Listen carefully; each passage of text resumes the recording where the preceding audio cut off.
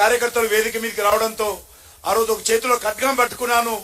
మరి తెలంగాణకు అనుకూలంగా వేదిక మీద ఇక్కడే కూలాను నేను 2013లో. కాబట్టి ఈ యొక్క గ్రౌండ్ నేను ఎప్పుడు మర్చిపోను. ఇదే వేదిక, ఇక్కడే మీరున్న దగ్గరనే వేదిక ఉంటుంది. ఆ రోజు తెలంగాణ పోరు యాత్ర అద్భుతమైనటువంటి సభ జరిగి ఆ సభ సందర్భంగా ఆ సభ వేదిక మీద జనం పెరిగి కూలిపోవడం జరిగింది.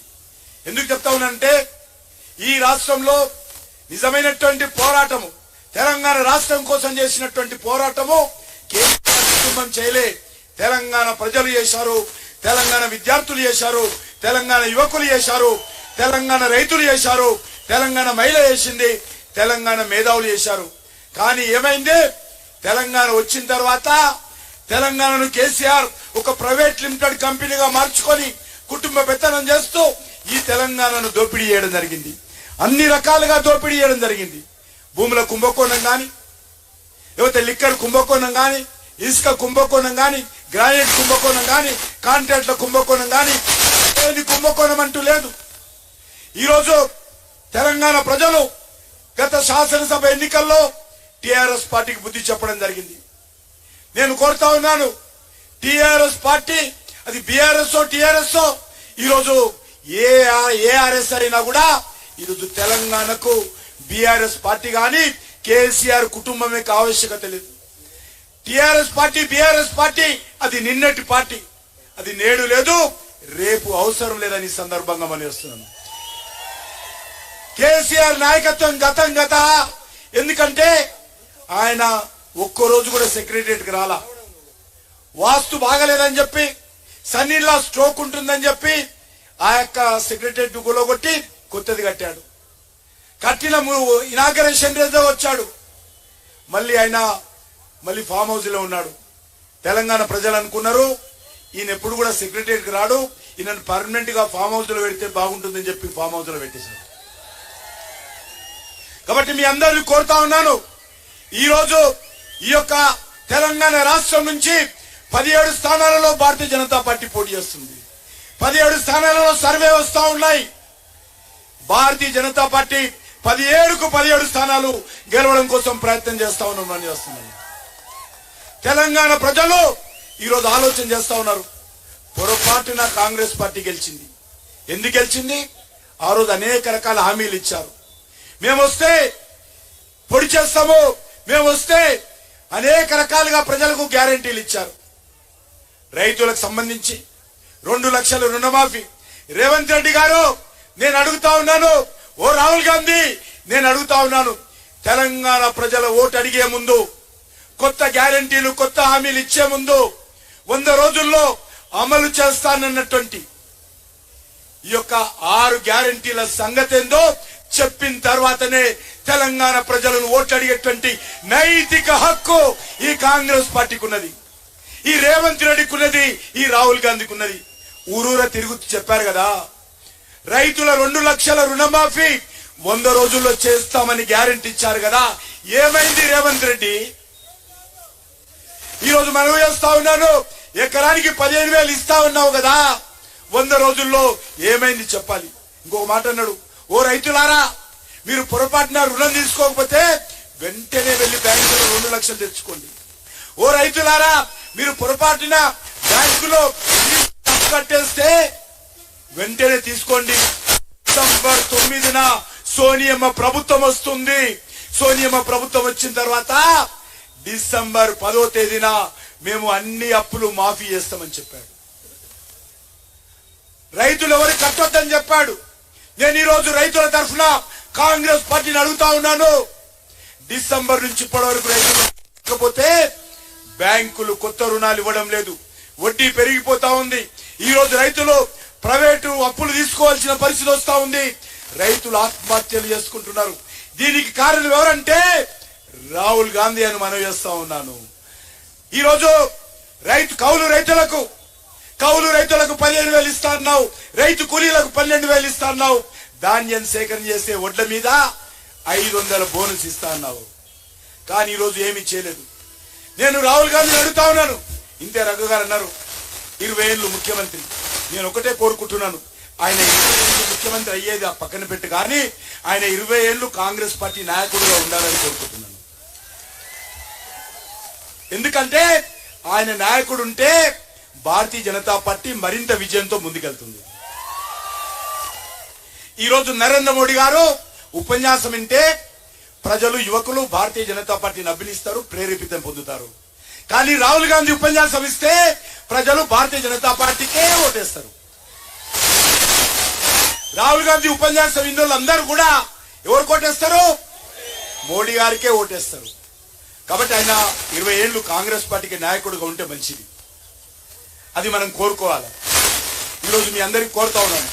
ఈరోజు కేసీఆర్ హైదరాబాద్ చెప్పిండు, నా కూతురు చాలా నీతిమంతురాలు, నా కూతురు మీరు అక్రమ కేసులు పెట్టారు. ఒక సుత్తపు సలహా మాట్లాడుతున్నాడు ఆయన. ఈరోజు మీకు మనం చేస్తా ఉన్నాను, తెలంగాణ దోచుకున్నది సరిపోదని చెప్పి ఢిల్లీలో లిక్కర్ వ్యాపారం, బీరు బ్రాండీ వ్యాపారం చేయాలని ఎవరైనా తెలంగాణ ప్రజలు చెప్పారా మీకు? తెలంగాణ దోచుకున్నది సరిపోదా? 100 ఎకరాలు హైదరాబాద్ చుట్టుపక్కల టీఆర్ఎస్ నాయకులు 100 ఎకరాలు బినామీ పేర్ల మీద కొన్నారు కదా, అనేక బాబులు ఏర్పాటు చేశారు కదా. ఇక మీకు ఢిల్లీలో కూడా వ్యాపారం కేసీఆర్ కుటుంబం ఢిల్లీకి వెళ్ళి దోచుకొని ఈరోజు తెలంగాణ పరుగు తీసింది కేసీఆర్ గారు. కేసీఆర్ కూతురు తెలంగాణ ప్రజల పరుగు తీసింది, మహిళల పరుగు తీశారు. ఢిల్లీకి వెళ్ళి ఎవరు వ్యాపారం చేయమన్నారు? ఆమె అక్రమ కేసులు పెట్టారు. భారతీయ జనతా పార్టీ వాళ్ళ కుటుంబం మీద అక్రమ కేసులు పెట్టాల్సిన అవసరం లేదు. దర్యాప్తు జరిగింది ఢిల్లీ ప్రభుత్వం మీద దర్యాప్తు చేస్తే తీగ లాంటి దొంగ కదిలినట్టు ప్రజలు ఇవ్వగలిగింది. ఆమె కోసం దర్యాప్తు చేయలేదు. కానీ ఈరోజు భారతీయ జనతా పార్టీ మీద తప్పుడు ఆరోపణ చేస్తూ టీఆర్ఎస్ పార్టీ ఈరోజు మాట్లాడుతూ ఉన్నారు. భారతీయ జనతా పార్టీ ప్రధానమంత్రిగా చెప్పడం జరిగింది, అవినీతి పరులు ఎవరైనా ఎంత పెద్దవాళ్ళైనా వాళ్ళకి ఏమైనా ఫోటోస్ ఎక్కడ ఉంటుంది? జైలు కానీ చెర్లపల్లి జైలు కానీ ఉంటుంది. ఎవరిని వదిలే ప్రసక్తి లేదు.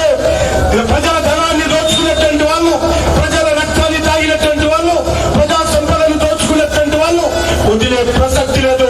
నరేంద్ర మోడీ గారు చెప్పిన విషయాన్ని సందర్భంగా మరి వస్తుంది. అది ముఖ్యమంత్రి కానీ, ముఖ్యమంత్రి కుటుంబ సభ్యులు కానీ, పార్లమెంట్ సభ్యులు కానీ ఎవరైనా సరే పేద ప్రజల కష్టార్జితాన్ని దోచుకున్నటువంటి ఏ వ్యక్తులను కూడా భారతీయ జనతా పార్టీ వదిలే ప్రసక్తి లేదని సందర్భంగా పనిచేస్తుంది. ఈరోజు కాంగ్రెస్ పార్టీని కూడా కోరుతా ఉన్నాం, మీరు తెలంగాణ ప్రజలు ఓట్లు అడిగే ముందు మీరు 6 గ్యారెంటీలు అమలు చేయలేదు కాబట్టి మీకు ఓట్లు అడిగే నైతికత లేదు. తెలంగాణ ప్రజలను కోరుతా ఉన్నాను, కాంగ్రెస్ పార్టీ నిలదీయండి. 100 రోజుల్లోగా 6 గ్యారెంటీలు అమలు చేస్తామన్నారు కదా, ఎందుకు చేయలేదని అడగాలి. ఆ తర్వాతనే కాంగ్రెస్ పార్టీ నాయకులు ఊళ్ళకు రానివ్వదని సందర్భంగా మరి వస్తాం. తిరగబడండి, అడ్డుకోండి. ఎందుకంటే గ్యారెంటీల పేరుతోటే, మోసపూరితమైనటువంటి హామీలతోటే వచ్చింది. గ్యారెంటీల పేరుతోటే గ్యారెంటీలు ఇచ్చి అధికారంలోకి వచ్చింది. కాబట్టి ఆ గ్యారెంటీలను నిలదీయాల్సినటువంటి బాధ్యత, అమలు చేయాలని కోరాల్సినటువంటి బాధ్యత తెలంగాణ సమాజాన్ని కోరుతా ఉన్నాం.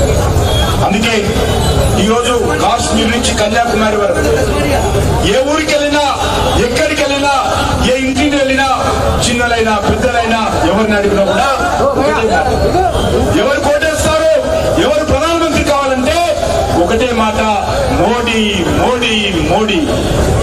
ఖచ్చితంగా జూన్ 2వ వారంలో నరేంద్ర మోడీ గారు అత్యధికమైనటువంటి మెజార్టీతో 140 కోట్ల మంది ప్రజల ఆశీస్సులతో 3వసారి హ్యాట్రిక్ ప్రధానమంత్రిగా ప్రమాణ స్వీకారం చేయబోతున్నారు.